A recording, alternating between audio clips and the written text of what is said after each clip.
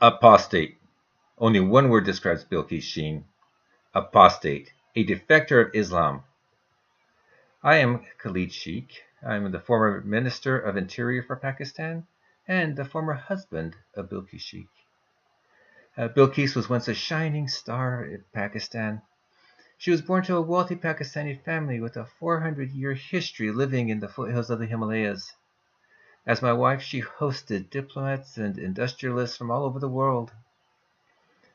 Unfortunately, our relationship and her social status declined, and we divorced. And suffering shame and rejection, she returned back to her ancestral village of Wa.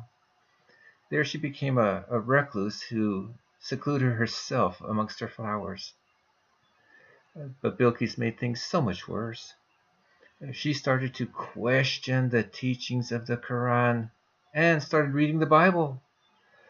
Worse, she started to believe and she became baptized. This apostasy excommunicated her from her family and from her community. In time, we expected her to return to her family and to her religion, but she would not. Instead, she would tell us she was learning to walk in God's presence, whatever that means. Over the next few slides, I'd like to tell you more about Bilqis and about Pakistan.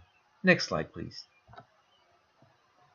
Pakistan has a proud culture, and as a Pakistani woman, Bilqis came from an established upper-class family.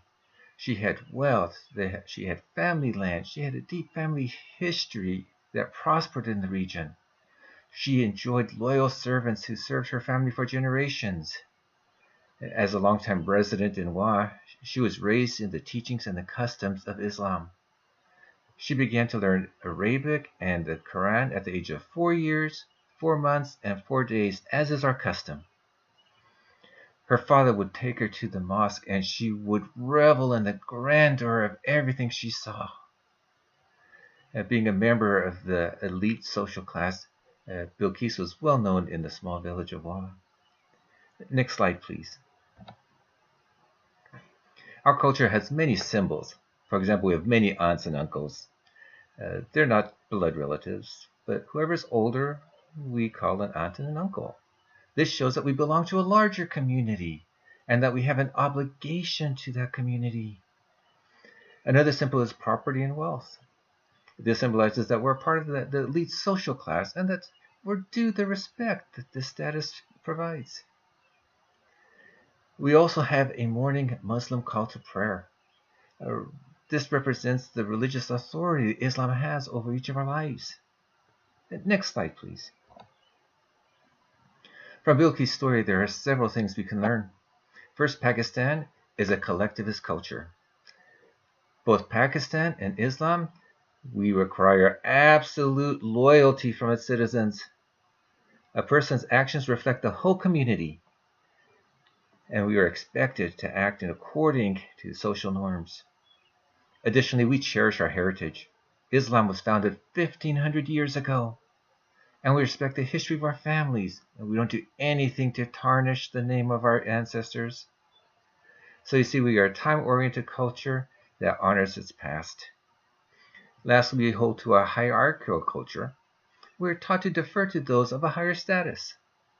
We value authority and social power. Next slide, please.